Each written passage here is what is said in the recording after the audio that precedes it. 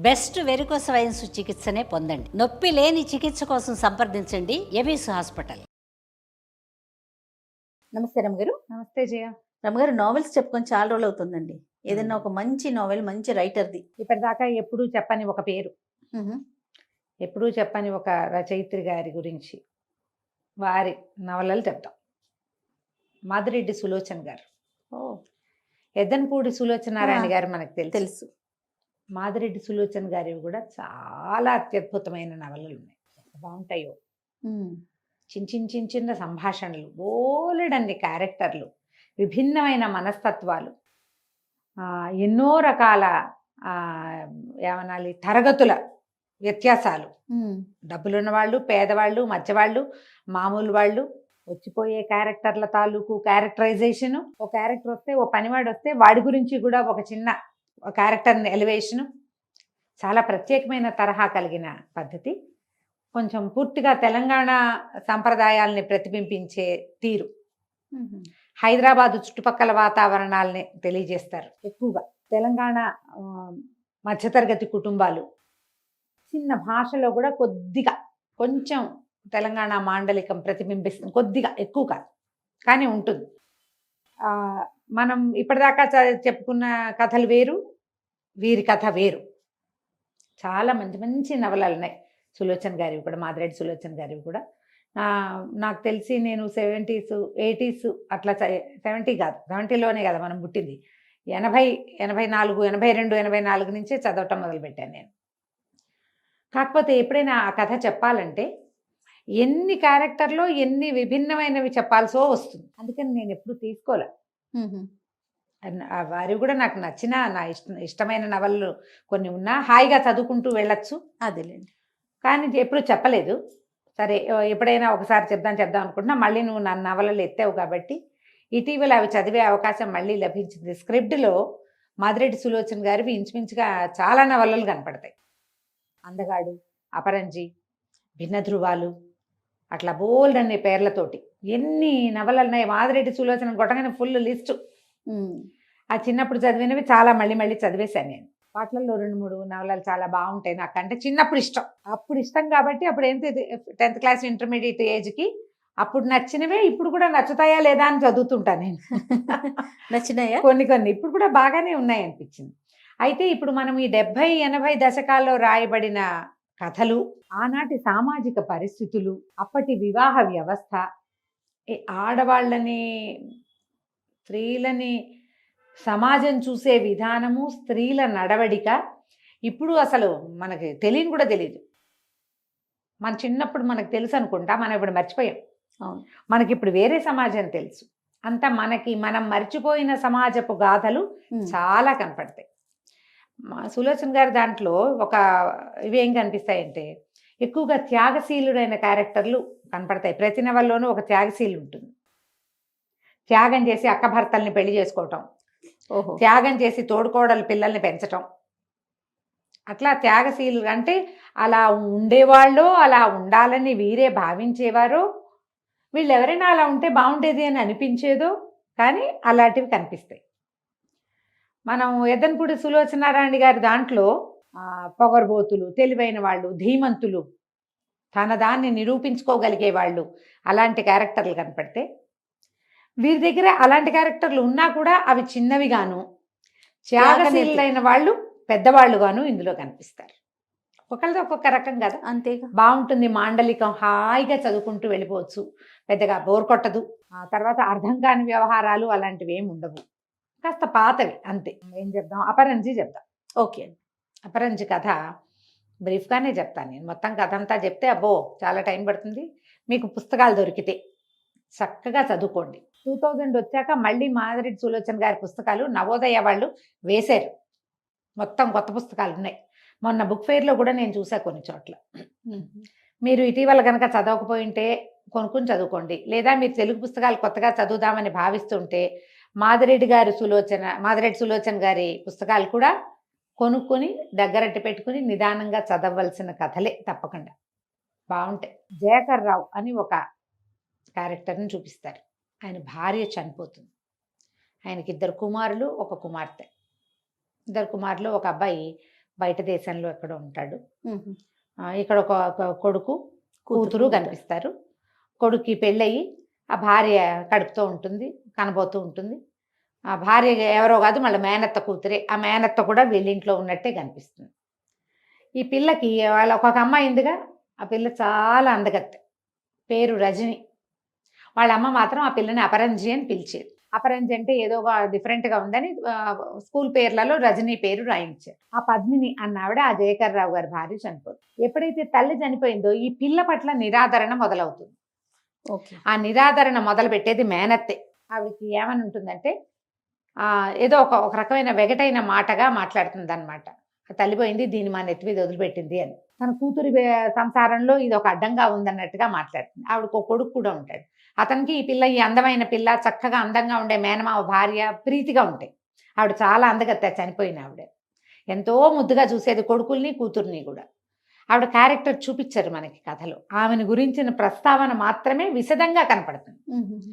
ఈ పిల్లకి వీళ్ళు నన్ను బాగా చేయటం లేదు, అప్పుడే ఏదో పాస్ అవుతుంది పరీక్ష, ఎగ్జామ్ పాస్ అవుతుంది. వాళ్ళు ఏం పెద్ద సంతోషించినట్టు ఉండరు, పిల్లని బాగా ముద్దు చేసినట్టు ఉండరు. తండ్రి కూడా ఏదో కొద్దిగా అంటిమట్టున్నట్టు ఉన్నాడేమో అనిపిస్తుంది. ఏంటి వీళ్ళు నా పట్ల ఇలా ఉన్నారు అనిపిస్తూ ఉంటుంది అమ్మాయికి. ఆయన మళ్ళీ మధ్య మధ్యలో ప్రార్థన చేసుకుని కూతుర్ని ప్రేమగా చూస్తారు. ఇది ఎట్లా కనపడుతుంది అంటే ఇది ఒక క్రైస్తవుల కుటుంబం. క్రైస్తవుల కుటుంబం కాదే నడుస్తుంది. ప్రార్థన చేసుకోవటం, ప్రభువుకి మోకరెళ్ళటం, సిలువ వేసుకోవటం అవి చూపిస్తారు. ఆ అబ్బాయి పేరు కూడా, ఆ మేనత్త కొడుకు పేరు కూడా జాను ఏదో పేరు ఉంటుంది. లలితమ్మ అత్త పేరు, అమ్మాయి కూతురు క్లారా, కొడుకు జాను. వీళ్ళేమో కృపాకరు, ప్రేమ్ కుమారు, ఈ రజని, ఈ ముగ్గురు పిల్లలు. ఈ కథ కొంచెం నడుస్తూ ఉంటుంది. ఈ అమ్మాయి ఏదో ఎగ్జిబిషన్కి వెళ్తుంది. అక్కడ ఎవరో కొంతమంది మగపిల్లలు అమ్మాయి వెనకాల పడి తిరుగుతారు. అందులో ఒక అతను ఎంతసేపు ఈ అమ్మాయి దృష్టిని ఆకర్షిస్తాడు. ఈ పిల్ల కూడా అతను నచ్చుతాడు. ఆ అబ్బాయి కూడా ఈ పిల్ల వైపే వెనకాలే తిరుగుతున్నట్టుగా కనిపిస్తారనమాట. తర్వాత మళ్ళీ వీళ్ళు కలుసుకుంటారు. ఓ చిన్న ఫంక్షన్ లాంటిది ఏదో అవుతుంది. ఈ అబ్బాయి ఫ్రెండ్స్, ఈ కుర్రాళ్ళు ఎవరైతే ఎగ్జిబిషన్లో కనపడ్డారో వాళ్ళంతా వీళ్ళ ఇంటికి వస్తారు. ఈ మేనత్త కొడుకు తాలూకు ఫ్రెండ్స్ వాళ్ళు. ఓకే. అమ్మాయి ఏదో ఆరెంజ్ కలర్ బట్టలు వేసుకుందని, ఆరెంజ్ అంటే ఆరెంజ్ కాదురా, ఈ అమ్మాయి పేరు అపరంజి, మా అత్తయ్య ఎంతో ముద్దుగా చూసేది అని చెప్తాడు. అపరంజి అని గుర్తుపెట్టుకుంటాడు ఈ కుర్రాడు, ఆ అమ్మాయి వెనకాల తిరిగిన అబ్బాయి. ఈ కొద్ది రోజులు గడిచేసరికల్లా ఈ అమ్మాయికి తన ప్రెజెన్స్ ఈ ఇంట్లో వాళ్ళు భరించలేకపోతున్నారు అనిపించడం మొదలు పెడుతుంది. అది ఎందుకు ఏమిటి అనేది తనకి అర్థం కాదు. ఆ అత్తయ్య మేనత్త విసురులు, ఆవిడ విసుక్కోవటము, కసిరి కొట్టేయటము, అన్నా వదిన కూడా సరిగ్గా ఉండకపోవటము, సరిగ్గా తీసుకోలేకపోతుంది అనమాట. ఈ కొత్తగా పరిచయమైన క్యారెక్టర్ కుర్రాడు ఉన్నాడు కదా, అతని పేరు శరత్. అతను ఒక బ్రాహ్మణ కుటుంబానికి చెందినవాడు. వీళ్ళు ఒట్టి ఫ్రెండ్స్. ఆయన శాస్త్రి గారు భార్య, వాళ్ళకి 3-4 పెద్ద పిల్లలు ఉంటారు. చివరి పిల్లలు శరత్, సుందరి, 2 పిల్లలు ఉంటారు చదువుకి. తల్లికి ఏదో అనారోగ్యం ఉంటుంది. వాళ్ళకి ఒక మేనమామ వరస అయ్యి ఆయన భూపతి గారిని వీళ్ళింటికి వస్తాడు. ఆయన ఆడవాళ్ళని నమ్మకూడదు అలాంటివి చెప్తాడనమాట. ఇంట్లో పని మనిషిని పెట్టుకుంటారు, తల్లికి అనారోగ్యం అని. ఈ తండ్రి ఆ పని మనిషి వల్ల పడతాడు. పనిమ్మాయితో భార్య సౌఖ్యం లేకుండా ఉన్నాడు. ఆయన నడివయసు, ఆయన పెద్దవాడే. 50 ఏళ్ళు దాటిన వాళ్ళకి ఇలాంటి దౌర్బల్యాలు ఉంటాయని 70లో రాయబడిన ఆ పుస్తకంలో ఇవాళ మనం తెలుసుకుంటాం. ఇంట్లో చేరిన పని మనిషితోటి, ఆ పని మనిషి తండ్రితోటి సంబంధం కలిగి ఉంటుంది. ఈ కుర్రాన్ని ప్రొవోక్ చేయడానికి ట్రై చేస్తుంది, ఫ్లడ్ చేయడానికి. క్రమంగా ఆ ఇల్లు ఆవిడ స్వాధీనంలోకి వెళ్ళిపోతుంది, ఆ పని మనిషి స్వాధీనంలోకి. తల్లి అనారోగ్యం మంచాన పడి ఉంటుంది. పిల్లలకి పాలు తిండి కూడా లేకుండా చేసేస్తుంది ఈ కాలేజీకి వెళ్ళే పిల్లలిద్దరికి. ఆ కుర్రాడు MSc చదువుతుంటాడు, పిల్ల ఏదో ఇంటర్మీడియట్ ఏదో కాలేజీకి వెళ్తూ ఉంటుంది. చదువు ఆపించేస్తారు. దుర్భరంగా అయిపోతాయి వాళ్ళ జీవితాలు. ఏం చెయ్యాలో తెలియదు. అన్నయ్యకి అక్కయ్యలకి ఉత్తరం రాస్తే అన్నయ్యలు ఏమంటారు, ఆ పోనీ పెద్దవాడు నాన్న చూసి చూడనట్టు ఊరుకోండి, మీ పని మీరు చేసుకోండి. ఇలా ఉంటుందా అనిపిస్తుంది. అలా ఉండేది అప్పట్లో, జరిగేవి అట్లా. మన ఊహకు కూడా అందదు, అది కనిపిస్తుంది, అది కనపడుతుంది. అక్కడి నుంచి ఈ ఇంట్లో ఉంది కదా ఈ అమ్మాయి. అమ్మాయి ఏమో నేను MSc చేరతానని అదని అడుగుతుంది. మేనత్త చాలా వ్యతిరేకిస్తుంది. కానీ అక్కడైన గొడవకి ఆయన మెల్లిగా రియలైజ్ అయ్యి సర్దుకుంటాడు తండ్రి. భార్య తనతో ఎంత ప్రీతిగా ఉందో, నా పాప జాగ్రత్త అని పదే కూతుర్ని భర్త చేతిలో పెడుతుంది. ఆమె జ్ఞాపకం వచ్చి, ఆమె ప్రేమ గుర్తొచ్చి ఈయనేం చేస్తాడు, చెల్లెల్ని మీరు మా ఇంట్లోంచి వెళ్ళిపోండి అని చెప్పేస్తాడు. ఓహో. దాంతో వాళ్ళు సెపరేట్ అవుతారు. ఆ మేనత్త కొడుక్కి కూడా తెలుస్తుంది తన తల్లే ఇక్కడ గొడవలకు కారణం అవుతుంది, ఈ పిల్ల జీవితం మిజరబుల్ చేసేస్తున్నామని బలవంత పెడతాడు. నువ్వు ఇక్కడ ఉండటానికి వీల్లేదు, మనం వేరే ఉందాం, నువ్వు ఇక్కడ ఉండి మావయ్యకి సుఖం లేదు, ఆ పిల్లని ఇబ్బంది పెడుతున్నావమ్మా, నువ్వు ఇది చేయకూడని పని, అంటే నా అన్నయ్య నాకు గాకుండా చేసావు, నువ్వు నాశనం అవుతావు, అందుకే నీ వాళ్ళకి గాకుండా పోయావు అని ఇలా ఏదో వెగటుగా మాట్లాడు. ఈ పిల్లకి అర్థమవుతుంది ఇక్కడ ఏదో జరుగుతోంది, నేను వీళ్ళ పిల్లని గాను. తండ్రి డైరీలు తీసుకుని చదువుకుంటుంది. ఆ అమ్మాయికి ఏం తెలుస్తుందంటే ఆ అమ్మాయి ఒక బ్రాహ్మణ కుటుంబానికి చెందిన పిల్ల, తల్లి కూడా. ఓహో. ఆయన రాస్తాడు, ఆయన ఒక ఊరు వెళ్ళాడు, ఒక పల్లెటూరు, స్కూల్ టీచర్గా ఉద్యోగం చేస్తూ. ఇద్దరు మగ పిల్లలు ఆ స్కూల్లో చదువుకునేవాళ్ళు. ఒకరోజు వాళ్ళ తల్లి వచ్చింది అక్కడికి. ఆ తల్లి ఎంత మెరుపు తీగో, ఎంత అందగత్తో, ఆవిడ చేతిలో ఒక చంటి పిల్ల ఉంది. కానీ ఆయనకి ఏం తెలుస్తుందంటే ఈ పిల్లలకి సొంత తల్లి కాదు, ఆవిడ పింతల్లి. వాళ్ళ అమ్మ, మగపిల్లల అమ్మ చనిపోతే ఆయన రెండో పెళ్లి చేసుకున్నాడు, ఆ అమ్మాయి చెల్లెల్నే. ఇలాంటివి ఎన్ని కనపడతాయో సులోచన గారి కథల్లో. అంటే ఈ ప్రాంతంలో అట్లా జరిగేవి అనమాట. అది అక్కయ్య చనిపోతే చెల్లెల్ని పెళ్లి చేసేసుకోవటం. కానీ ఆయన పరమ అనుమాన పిశాచి. ఈ మరదలు చాలా అందగత్తే, ఆ పద్మిని అన్న ఆవిడ. ఆయన కూతురే ఆ పుట్టిన పిల్ల, కానీ పరమ అనుమానం. ఆయన ఆవిడ ఎటు చూసినా ఎవరి కోసం చూస్తుంది అనుకునేవాడు. ఆవిడకి అన్నం తినివ్వకుండా కొట్టి చంపేసేవాడు ఆవిడ. ఒకనాడు ప్రాణాపాయ స్థితిలో ఈ జయకర్ గారికి కంటపడింది ఆవిడ. అంతకుముందే ఈయన మనసు ఆవిడ మీద ఉంది, కానీ వివాహిత బిడ్డ తల్లి ఆయన మాట్లాడలేదు. ఆవిడని ఒక చంపేసిన, అంటే సగం మరణించిన స్థితిలో ఈయనకి లభించింది. ఈయనకి ఆల్రెడీ భార్య మరణించింది, 2 మగపిల్లలు ఉన్నారు ఈయన కూడా. ఓహో. ఆయన ఈ సగం చచ్చిపోయి ఉన్న ఈ పద్మిని అన్న ఆవిడ పిల్లతో సహా తెచ్చుకున్నారు. ఆవిడ బతికించుకుని ముందే ఆయన మనసు ఆవిడ మీద పడింది కాబట్టి ఇక ఆవిడకి ఇంకా ఇంట్లో స్థానం లేదు, ఆయన తోసేసాడు బయటికి భర్త. ఇక ఈ ఇంట్లో ఈయన ఆవిడని శాస్త్రోక్తంగా వీళ్ళ పద్ధతి ప్రకారం పెళ్లి చేసుకుని ఆ పిల్లని తన పిల్లగా స్వీకరించి ఉంచుకున్నాడు. వాళ్ళు కూడా మగపిల్లలు, వాళ్ళకి చూసే వాళ్ళు ఎవరు లేరు. ఈవిడ చక్కటిది, అక్కయ్య పిల్లల్ని బాగా చూసుకుంది, ఇక్కడికి వచ్చి సవితి పిల్లల్ని కూడా అలాగే చూస్తుంది. ఆ పిల్లల దారిలో ఈయన పిల్లల్ని చూస్తుంది. ఎంత ప్రేమగానో ప్రాణంగా పెంచుతుంది మగపిల్లలిద్దరిని ఆవిడ. దాంతో వాళ్ళకి ఆ చెల్లెలన్నా ప్రీతే, ఆ తల్లన్నా ప్రీతే. ఎప్పుడు సవితి భావన వాళ్ళకి రాల. ఎవరో దేవదూత అమ్మ ఊరెళ్ళిందని చెప్తారు, ఆయన చనిపోయిందని చెప్పడు కొడుకులకి. ఈ తల్లి ఈ పిల్లని తీసుకొచ్చేసరికల్లా తమ చెల్లెలే వచ్చిందని నమ్ముతారు వాళ్ళు. వయసు వచ్చాక తెలుస్తుంది, అదేలేండి. తెలిసినా కూడా ఈ అమిత ప్రేమ వల్ల వాళ్ళు యాక్సెప్ట్ చేసి అలా ఉండిపోయారు. అప్పుడు ఈ పిల్లకి తెలుస్తుంది, నేను ఈ కుటుంబానికి చెందిన దాన్ని గాను. తెలిసిపోయింది క్లియర్గా. ఇక ఎంతసేపు ఆ తండ్రిని చూద్దామని పుడుతుంది పిల్లకి. తన కుటుంబాన్ని కలుసుకోవాలి, నా వల్ల వీళ్ళకి ఇలాంటి సమస్య వచ్చింది. సరే, ఈ కథ నడుస్తూ ఉంటే వీళ్ళకి శరత్ వాళ్ళకి ఇంటికి ఒక ఆయన వచ్చాడు కదా, మేనమామ. ఆయన వాళ్ళది ఒక పల్లెటూరు. ఆయనకి భార్య, 2 కొడుకులు ఉన్నారు, రెండో భార్య కనపడుతుంది ఆయన ఇంట్లో. నిజానికి రెండో భార్య కదా, ఆవిడ 3వ భార్య.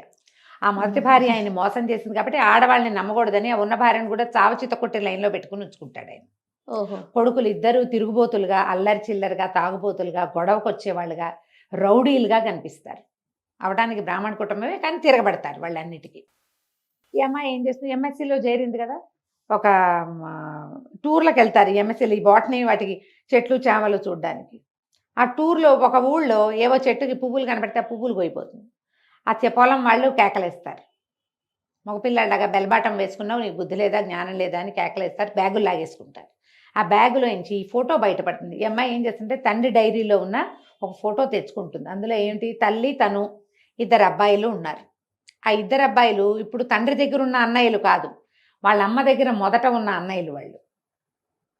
ఆ ఫోటో బయటపడేసరికల్లా ఈ వచ్చిన కుర్రాళ్ళు 2 ఈ అమ్మాయిని తిడుతున్న ఆ ల్యాండ్ లార్డ్లు 2 ఆ ఫోటో చూసి తెల్లబోతారు. అందులో పెద్దవాడు ఆశ్చర్యపోతాడు, ఇదేంటి ఈ ఫోటో నీకు ఎట్లా వచ్చింది అని గట్టిగా కేకలేస్తారు. ఈ లోపల లెక్చరర్లు, మిగిలిన స్టూడెంట్స్ అందరూ వస్తారు. ఈ అమ్మాయి మా చెట్లో పువ్వు, మా తోటలో పువ్వులు కోసేస్తోంది, ఏదో అంటే ఏమిటో సమాధానం చెప్పట్లేదు, పైగా మా అమ్మ ఫోటో ఎక్కడి నుంచో పట్టుకొచ్చింది, నువ్వెవరివని అడుగుతారు. అడిగేసరికల్లా మీ అమ్మ ఏంటి, ఆ ఫోటో నాదే, ఆ ఫోటోలో ఉన్నది మా అమ్మ, ఆ చంటి పిల్లని నేనేనని చెప్పేసరికల్లా వాళ్ళు తెల్లబోతారు, 2 అబ్బాయిలం మేమేనంటారు. ఈ పిల్లని వెంబడి పెట్టుకు తీసుకుపోతారు. తీసుకెళ్ళి తండ్రికి చూపిస్తే ఆయన తెగ తిట్టిపోస్తాడు, లేచిపోయింది దాని కూతురు వచ్చింది అని. కానీ పిల్లని చూస్తే అచ్చు పద్మిని నుంచున్నట్టు తెలుస్తుంది ఆయన. వాళ్ళిద్దరూ చాలా ప్రీతిగా ఉంటారు ఈ అమ్మాయి పట్ల. జయకర్ సార్ ఎట్లా ఉన్నారు ఏంటి వాళ్ళకి తెలుసు, ఆయనే తమ తల్లిని తీసుకుపోయాడు అని. సరే ఇంటికి వచ్చి తండ్రికి చెప్పేస్తుంది, నేను ఇతరుని డైరీలు చూసి తెలుసుకున్నాను, నేను ఆ ఊరు వెళ్ళాను, వాళ్ళని నేను చూశాను అంటే వాళ్ళు ఏం చేస్తారు, ఈ పిల్లని అడ్డం పెట్టుకుని ఈయన దగ్గర నుంచి డబ్బులు తీసుకెళ్ళటం మొదలు పెడతారు. అయ్యో మరి వాళ్ళేమో ఈ రౌడీత్వానికి అలవాటు పడి ఉన్న వాళ్ళు, కొన్ని రోజులు ఇస్తాడు కూతురు కోసం, తర్వాత ఇక నేను ఇవ్వనని చెప్పేసేయి డాడీ అని ఖచ్చితంగా చెప్పేసి వాళ్ళకి వీళ్ళకి అందరికీ తెలిసిపోతుంది. ఈ ఓపెన్ అయిపోయిన తర్వాత ఈ మ్యాటర్ అంతా దీని మేనత్త కొడుకున్నాడు కదా జాన్, అతను తన ఫ్రెండ్ శరత్కి చెప్తాడు, ఫలానా ఊళ్ళో ఫలానా వాళ్ళ పిల్ల ఆవిడ మా అత్తయ్య ఈ రకంగా వస్తే ఇలా పెళ్లి చేసుకున్నారు. ఆ మానేసరికల్ వాడు ఆశ్చర్యపోతాడు. ఆ శరత్ ఆ భూపతి వీళ్ళ మేనమామ కూతురు అయింది. ఇక వీళ్ళిద్దరికి అంతకు ముందు నుంచి కొద్దిగా మాట్లాడుకుంటూ ఉంటారు. ఈ ఇంట్లో ఉండలేక అమ్మాయి బయటికి నడిచి వెళ్తే ఓ చోట ఇతను కనపడతాడు.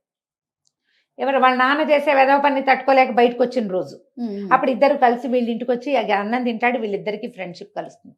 అపరంజి అని పిలవడం మొదలు పెడతాడు. వీళ్ళిద్దరికి స్నేహం కలుస్తుంది. కానీ ఇంతలో ఏమవుతుందంటే ఈ సుందరి ఉందిగా ఈ శరత్కి చెల్లెలు, ఈ వీళ్ళింట్లో చేరిన పని మనిషి ఏం చేస్తుంది, ఎవడో ఒక కుర్రాడిని ఇంట్లో ప్రవేశపెట్టి ఈ సుందరి మీద ప్రయోగిస్తుంది. సరిగ్గా అతను వెళ్ళే టైంకి ఆ చెల్లెలు కేకలు వినపడతాయి. అతను పరిగెత్తుకుంటూ లోపలికి వెళ్ళి చెల్లెల్ని విడిపిస్తాడు. ఆ వచ్చిన వాడిని కొట్టి ఆ పని మనిషిని పీకనొలివి చంపైపోతాడు. మరి లేకపోతే చెల్లెలు ఏమైపోయేది. అంతే. దాంతో పోలీసులు వస్తారు. ఆ అమ్మాయి చచ్చినంత పని అవుతుంది కానీ చావదు, బతికే ఉంటుంది. షాక్ తిని తల్లి కాస్త చనిపోతుంది.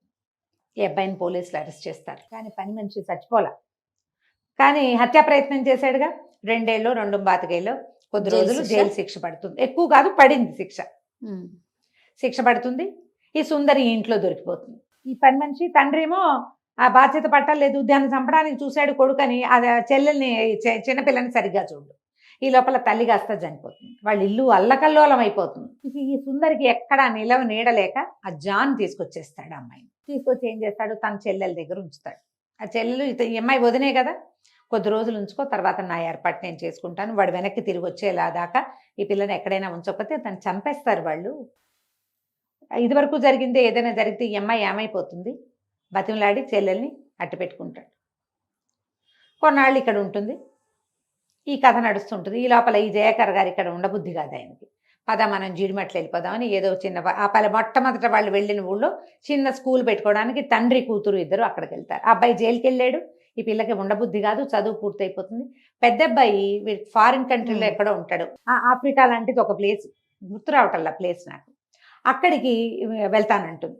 ఏమంటుంది, రెండో అన్నయ్య ఇక్కడ ఉన్నాడుగా, వాడు మేనత్త కూతుర్ని పెళ్లి చేసుకుంటాడు. అతనికి బాగా హ్యాబిట్స్ అయిపోతాయి, అప్పులు అయిపోతాయి. ఆ అమ్మాయికి ఉద్యోగం ఉంటుంది కానీ ఈ తండ్రికి డబ్బులు లేవు. తన పరిస్థితి అట్లాగే ఉంది. శరత్కి హెల్ప్ చేద్దామంటే అతను జైల్లో ఉన్నాడు. వాళ్ళ నాన్న వాడికి ఏ సహాయము చేయడు. దాంతో ఈ అమ్మాయి నేను అన్నయ్య దగ్గరికి వెళ్తాను నాన్న అని అడుగుతుంది. ఇక్కడ స్కూల్ని కూడా డెవలప్ చేసుకుందాము, నేను అక్కడికి వెళ్ళి డబ్బులు సంపాదించుకొస్తానని ఆ ఫారిన్ కంట్రీ వెళ్తుంది. ఈ శరత్ అప్పటికి రిలీజ్ అవ్వడు. ఈ సుందరేమో జాన్ దగ్గర ఉండిపోతుంది. ఈ అమ్మాయి వెళ్ళి అక్కడ ఏదో చిన్న ఉద్యోగం, అక్కడ అన్న వదిన ఉంటారు. ఆ వదిన చాలా పిసినారిది. మొత్తం చాకరీ అంతా ఈ అమ్మాయితో చేయించుకుని, నువ్వు మా ఇంట్లో ఉంటున్నావు కాబట్టి నువ్వు మాకు డబ్బులు ఇవ్వాలని, ఏ గొడవ ఉండదు, మెత్తమెత్తగా ప్రేమగా మాట్లాడుతూనే అమిత డబ్బు పిచ్చి ఆ అమ్మాయికి. ఎక్కడ హార్ష్ టాకు ఏముండదు, అంతా ముద్దు ముద్దుగాని. కొంతమంది ఉంటారు అట్లా. అవును. ఈ క్రమంగా ఇక వాళ్ళ దగ్గర నుంచి కూడా సెపరేట్ అవుతుంది. మెల్లిమెల్లిగా డబ్బులు గ్యాదర్ చేసుకుంటుంది. తండ్రికి డబ్బులు పంపిస్తుంది. అక్కడి నుంచి ఇప్పుడు సవిత అన్నయ్యలు ఇద్దరు ఉన్నారుగా, వాళ్ళ అన్నయ్యలు ఉన్నారు కదా, అమరేంద్ర సురేంద్ర, వాళ్ళకు కూడా హెల్ప్ చేయటం మొదలు పెడుతుంది. వాళ్ళు పోగొట్టుకున్న పొలం కొనిపెడుతుంది. మరి ఆ కుటుంబాన్ని కూడా వదిలిపెట్టదలుచుకోదు. ఆయన ఏమంటాడంటే, ఇది లేచిపోయింది, అందుకనే మా పరువు పోయి మా జీవితాలు ఇట్లా రోడ్డు మీద పడ్డాయి, ఈ పిల్లలు ఇద్దరు తాడు బొంగరం లేకుండా అయిపోయారు, మేము వెళ్ళిపోవటం వల్లే మా జీవితాలు ఇలా అయినాయి. ఆ మాట పోగొట్టుకోవాలని ట్రై చేస్తుంది. అంతా త్యాగశీలతే కదా. మరి వీళ్ళని నన్ను పెంచుకున్నారు, వీళ్ళ పరిస్థితి బాగోలేదని వీళ్ళ కోసం కూడా చేస్తుంది. తిరిగి వస్తుంది. ఈ లోపల ఏమవుతుంది, ఈ సుందరికి సంబంధాలు అవి ఇవి చూడడం మొదలు పెడతాడు. కానీ ఆ అమ్మాయి ఒప్పుకోదు. జాన్నే పెళ్లి చేసుకుంటానంటుంది. ఓహో పర్వాలేదు, నేను నీతోటి ఉంటాను, నిన్నే పెళ్లి చేసుకుంటానంటు. శరత్ రిలీజ్ అవుతాడు. రిలీజ్ అయితే ఎక్కడా అతనికి ఉద్యోగం దొరకదు. తల్లి నగలు అతని వాటానికి కొన్ని వస్తాయి. తండ్రి ఆవిడతోటే ఉంటున్నాడు. తల్లి చనిపోయింది. తను చేసిన తొందరపాటు పనితోటి తను జైలుకి వెళ్ళాడు. ఎక్కడికి ఉద్యోగానికి వెళ్ళినా జైలుకి వెళ్ళి వచ్చాడు కాబట్టి అతనికి ఉద్యోగాలు దొరకవు. ఆ కాలంలో ఈ జైలుకి వెళ్ళటం అనేది ఎంత పెద్దదో, అవునండి. ఎంత పెద్దదో 70s 80sలో చాలా పెద్దది. ఎక్కడో ఉన్నాడు అనుకుంటారు. సడన్ గా అతను ఏం చేస్తాడంటే తల్లి నగలు ఫ్రెండ్ ఎవరి దగ్గర కుదవబెట్టి డబ్బులు తీసుకుంటాడు. తీసుకున్నాక ఏమైపోయాడో తెలియదు. ఈ అమ్మాయి పాప ఫారెన్ నుంచి వస్తుంది ఇతన్ని కలుసుకోవటానికి. అందరికీ అన్ని వస్తువులు తెస్తుంది, అందరినీ కలుసుకుంటుంది. చిన్ననయ్య వదిన సెపరేట్ అయిపోతారు అతను తాగుబోతానం వల్ల. మెల్లిగా వాళ్ళిద్దరిని కలుపుతుంది, కొంచెం డబ్బులు ఇస్తుంది. మీరు కూడా నాతో పాటు అక్కడికి రండి, అక్కడ సంపాదించుకోవచ్చు. ఈ అమ్మాయి టీచింగ్ చేస్తుంది, నీ ఉద్యోగం నువ్వు చేసుకుందు కానీ అన్నయ్యని ఎంకరేజ్ చేస్తుంది. ఆ పెద్ద అన్నయ్యల్లో ఒకడు ఎవరో కన్ను సరిగా లేని ఒక అమ్మాయిని పెళ్లి చేసుకుని సంసారం కుదుర్చుకుంటాడు. రెండో వాడు సినిమా పిచ్చితోటి ఎటో వెళ్ళిపోతాడు. ఓహో. ఈ శరత్ కనపడ్డు. వాళ్ళ నాన్న నువ్వు ఇంకా పెళ్లి చేసుకోమంటే శరత్ కోసం ఉంది మనసు పాపం. అతనేమో కనిపించడు. అతను ఏమయ్యాడో తెలియదు వీళ్ళకి, ఎవరికీ తెలియదు. ఈ ఎక్కడికి వెళ్ళినా ఉద్యోగం దొరక్కపోవటం, తల్లి చనిపోవటం, అన్నదమ్ములు ఎవ్వరూ తమతో సరిగ్గా ఉండకపోవటం, తండ్రి తమని దగ్గరికి తీయకపోవటంతో విరాగిగా అయిపోయాడు అతను. సరే. విరాగిగా అయిపోయాడు. ఏమైపోయాడో తెలియదు. ఈ అమ్మాయి మళ్ళీ ఫారిన్ వెళ్ళిపోతుంది. ఇక జీవితం ఎచ్చిపోతుంది. ఏం చేయాలో తెలియదు. మధ్య మధ్యలో ఒకళ్ళు పరిచయం అవుతూనే ఉంటారు. అక్కడ జీవితాన్ని కూడా చూపిస్తారు. ఫారెన్ లైఫ్ని కూడా ఆ అమ్మాయి ఎట్లా జీవించింది, ఎవరెవరితోటి ఎట్లా ఉంది, ఎంత పద్ధతిగా జీవిస్తుంది, ఇవన్నీ చూపిస్తారు. ఎవరితోటి ఇన్వాల్వ్ అవ్వలేకుండా ఉండిపోతుంది అనమాట. ముందు ఉత్తరాలు రాస్తుంది శరత్. అమ్మాయి మొదట ఉత్తరాలు రాసుకున్నప్పుడు ఇక్కడ మైకేల్ అని ఒకళ్ళు ఇంట్రెస్ట్ చూపిస్తున్నాడని అదని రాస్తుంది. ఇతను ఏమనుకుంటాడంటే నేను తప్పుకుంటే అమ్మాయి జీవితం సెటిల్ అవుతుంది, ఎలాగో క్రైస్తవుల ఇంట్లో పెరిగింది, ఫారిన్ కంట్రీలో ఉంది, తన జీవితం తనకు సరిపోతుంది, ఇప్పుడు నేను జైలుకి వెళ్ళి వచ్చి ఎందుకు ఆ అమ్మాయి నెత్తి మీద పడ్డామని అతను అనుకుంటాడు. ఈ అమ్మాయికి ఆ స్థిరపడలేకపోతుంది. ఇతన్ని వదిలిపెట్టుకుని ఉండటం అమ్మాయికి నచ్చుబాటు కాదు. ఇక రాజీ పడాలా వద్దా అని ఆలోచిస్తూ ఉంటుంది, కానీ ఎంత రాజీ పడాలో తెలియదు. ఎప్పుడైనా జీవితం సాగిపోయేదే కదా. అయితే ఏమవుతుంది, మెల్లిగా అట్లా ఉద్యోగాలు మారుకుంటూ కెన్యా అక్కడికి వెళ్తుంది. ఓకే. వెళ్ళేసరికల్లా ఒక చిన్న ప్లేస్లో ఉంటే అతను అమ్మాయి పనిచేస్తున్న కంపెనీ ఆయన ఏం చేస్తాడంటే ప్రపంచ ఆరోగ్య సదస్సు ఏదో కెన్యాలో జరుగుతుంది, మనం అక్కడికి వెళ్ళాలంటాడు. వాళ్ళ ఫ్యామిలీ అంతా వస్తారు. బాసు ఫ్యామిలీ వస్తే ఈ అమ్మాయి కూడా వాళ్ళతో పాటు వెళ్తుంది. ఏదో హోటల్లో దిగితే ఆ వెళ్ళేటప్పుడు పరిచయం అయిన ఒక అతను కూడా ప్రపోజ్ చేస్తాడు. తెలుగు అతను, 30 ఏళ్ల వాడు. ఈ ఆలోచనగా ఉంటుందన్నమాట, ఏం చేయాలి, ఎట్లా చేయాలి. ఈ మధ్యలో ఎన్ని క్యారెక్టర్స్, ఎన్ని మనస్తత్వాలు, ఎన్ని రకాల సంఘటనలు చూపిస్తారు. మీరే చాలా చెప్పారు, ఇంకా ఉన్నాయి, వందలు ఉంటాయి. అన్ని బాగుంటాయి జయ. ఏ ఒక్కటి అబ్బా ఇది ఎందుకు అలా అనిపించదు, ఒక కొత్త విషయం తెలుస్తుంది. అదేలే. అక్కడికి వెళ్ళేసరికి ఆ హోటల్ రూమ్లో ఎవరో ఒకతను కనపడతాడు. ఇదేమిటి అలా ఆలోచిస్తూ చూస్తుంటే శరత్లా కనిపించి పరిగెత్తుకుంటూ వెళ్తుంది. ఏదో గదిలోకి వెళ్తాడు అతను, గది తలుపు తోసుకుని లోపల పరిగెత్తేస్తుంది. ఓ పెళ్లిగడ్డము కళ్ళజోడు ఉన్న ఒక అతను, తీరా చూస్తే అతను శరత్. ఓహో. పరిగెత్తుకుంటూ వెళ్ళి కావలించుకుంటుంది. అతను కూడా ఆశ్చర్యపోతాడు, అపరంజి నువ్వు ఇక్కడ ఎలా ఉన్నావని. అసలు అలా పిలవగలిగే వాళ్ళు ఎవరు లేరు, వాళ్ళ అమ్మ తప్ప ఎవరు పిలిచేవాళ్ళు కాదు. ఆ పేరు పిలిచాడంటే ఖచ్చితంగా ఇతను శరత్. ఎక్కడికి వెళ్ళావు, ఏం చేసావు, ఏమైపోయావు అని 100 ప్రశ్నలు అడుగుతుంది. జైలుకి వెళ్ళి వచ్చాను, ఇక నాకు ఎక్కడా జీవితం కనపడలేదు. మా అమ్మ నగలు కుదవబెట్టిన తర్వాత బాబాగారు వాళ్ళు ఎక్కడికో వెళ్తుంటే వాళ్ళతో పాటు వెళ్ళాను. నాకేం చెయ్యబుద్ధి లేదు. ఆయన నువ్వు ఎంఎస్సీ ఫినిష్ చేసే గోల్డ్ మెడలిస్ట్, అతను పిహెచ్డి చెయ్యని చాలా చెప్పారు, కానీ నాకు చేయబుద్ధి కాలే. అయితే ఒకసారి మానసిక వికలాంగుల ఒక హాస్పిటల్కి తీసుకెళ్లారు. వాళ్ళంతా పనులు నేర్చుకుని చేసుకుంటున్నారు. మతిపోయిన వాడే ఏదో ఒక పని నేర్చుకుని జీవితాన్ని ముందుకు తీసుకెళ్తుంటే సమస్య వచ్చి నేను ఎందుకు చేయకూడదని అనిపించింది. అయితే ఆయన ఆలోచన ప్రకారం జావేద్ దగ్గర మా అమ్మ నగలు ఉన్నాయి, వాడిని ఒరే నువ్వు ట్రై చేసి నా సర్టిఫికెట్లు అన్నీ పంపించేసి నేను ఉన్నట్టు ఎవ్వరికి చెప్పొద్దని చెప్పాను. నాకు పేపర్స్ వచ్చేసాక నా దారిని నేను ఇంకో చోట వేరే యూనివర్సిటీలో పిహెచ్డి చేశాడు. ఇక్కడ మాట్లాడడానికి వచ్చాడు. అక్కడ పేరు అవి చూస్తుంది, శరత్ ఇండియా నుంచి వచ్చాడు అనగానే వీడేని అనుకుంటూ ఇద్దరు కలిసి ఉండిపోతారు చాలాసేపు. తర్వాత ఇండియా తిరిగి వస్తారు, వచ్చి పెళ్లి చేసుకుంటారు. వాళ్ళమ్మ నగలు చివరి నగలు తెచ్చిస్తాడనమాట. అవి ఎలాగో ఉన్నాయి. ఇండియా వచ్చాక తెలుసుకుంటారు. ఈ సుందరి జాన్ని పెళ్లి చేసేసుకుంది, బ్రాహ్మణమ్మాయి క్రిస్టియన్ అబ్బాయిని పెళ్లి చేసుకుంది. జీవితం కంటే ముఖ్యమైనది ఏది కాదు అని చెప్తారు. అమ్మాయి ఇప్పుడు ఇంటికి వెళ్తే ఒకవేళ వాళ్ళ జాతే నిల్చునేమో, అక్కడ ఎలాంటి అపభ్రంశపు పని చేయవలసి వచ్చేదో ఆ తండ్రి తోటి. చివరికి వీళ్ళకి తండ్రి కాలు చేయి పడిపోయిన దశలో దొరుకుతాడు ఈ శరత్కి. ఆ పని అమ్మాయితోటి ఉన్నాడు కదా, అవును. పని మనిషి దాని గుంపందరినీ చేర్చి ఈయన్ని రోడ్డు పాలు చేసి, మ్మ్. మీకు చేసిన అవమానానికి మిమ్మల్ని పెట్టిన బాధకి నాకు శాస్తి జరిగిందంటే కాదని తండ్రిని కూడా దగ్గర చేర్చుకుంటాడు. అందరూ హాయిగా ఉంటారు. కథ ఒక 300 చిల్లర పేజీలు ఉంటుంది.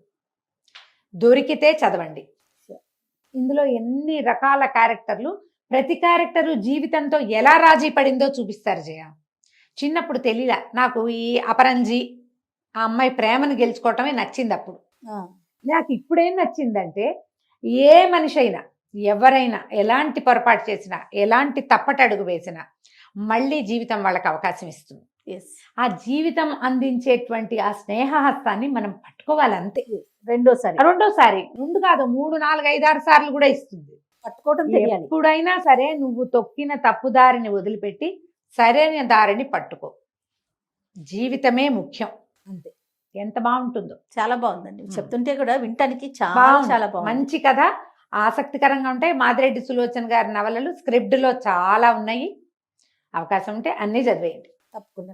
నమస్తే. నమస్తే జయ.